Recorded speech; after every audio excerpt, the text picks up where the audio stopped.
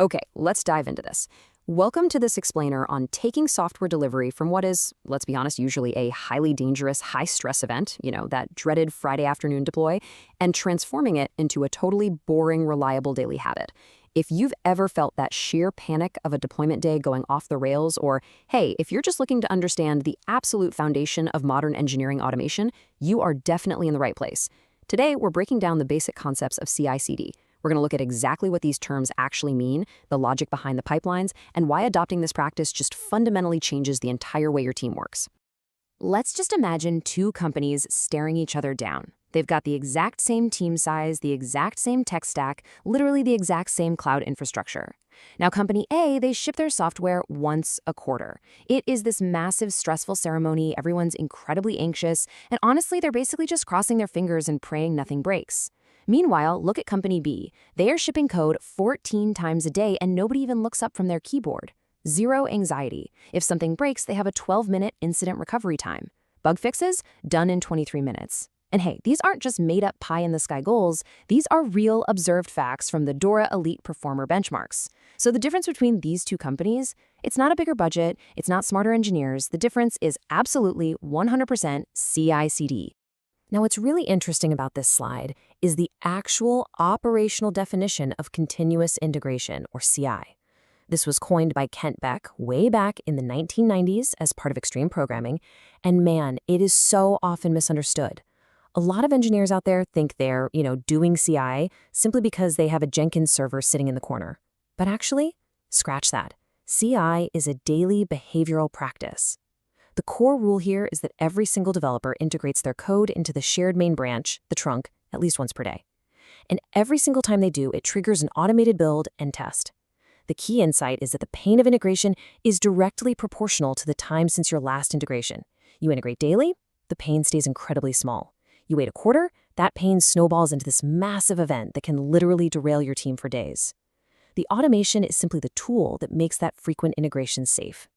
All right, so that covers the CI, but what about the CD part of the acronym?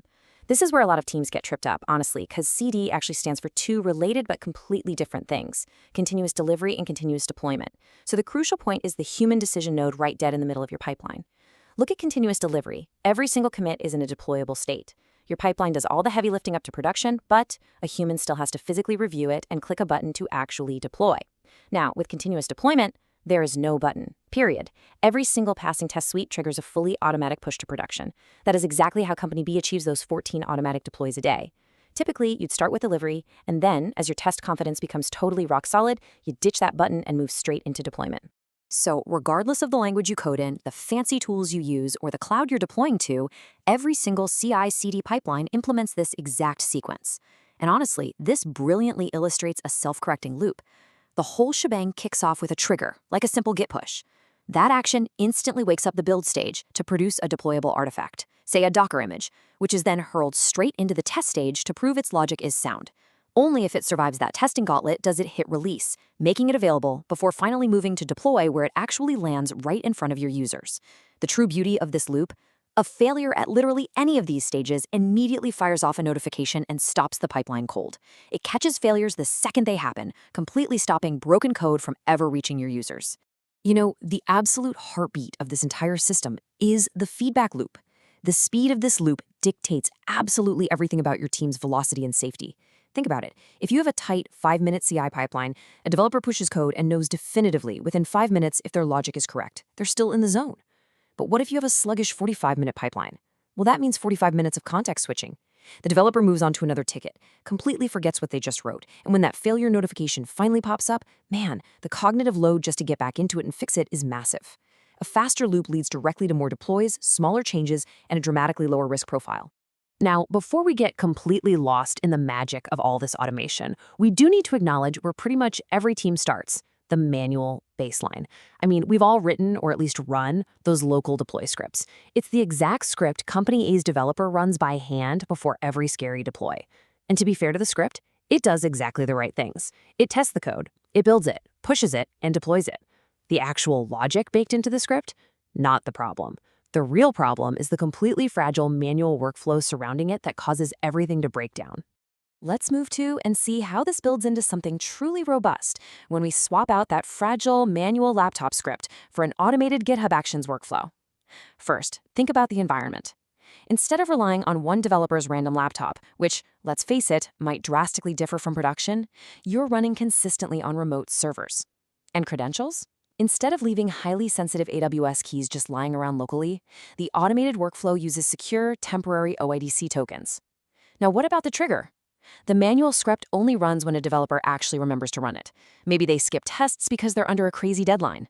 But the automated workflow, it triggers relentlessly on every single Git push, no exceptions. Finally, the audit trail. A manual script leaves absolutely no record. An automated pipeline, on the other hand, leaves a full permanent log of exactly who triggered it, which commit was used, which tests passed, and what was deployed. It requires absolutely zero human memory. It's brilliant. Now, I know that for a lot of engineers, particularly those used to those old-school traditional release cycles, hearing about 14 deploys a day sounds absolutely terrifying, right? The assumption is always that deploying more frequently naturally introduces way more risk. But as we saw with those DORA metrics earlier, speed and stability are not in tension. They compound. This is arguably the most counterintuitive reality in all of software engineering. Deploying more often doesn't make you reckless, it actually makes you remarkably safe. Let me walk you through exactly why this happens, because it's essentially a virtuous cycle. Because you deploy frequently, you are physically forced to make very small, incremental changes. You aren't shipping 3 months of tangled up work, you're shipping maybe a few hours of work. And because those changes are so small, they are vastly easier to test thoroughly. That thorough testing organically plummets your failure rates, which ultimately builds just tremendous team confidence. And that confidence, it empowers you to deploy even more frequently. It just feeds itself. CICD is the engine that makes this entire cycle turn. Of course, to make this whole system sustainable, you absolutely need 4 foundational pillars holding it all up.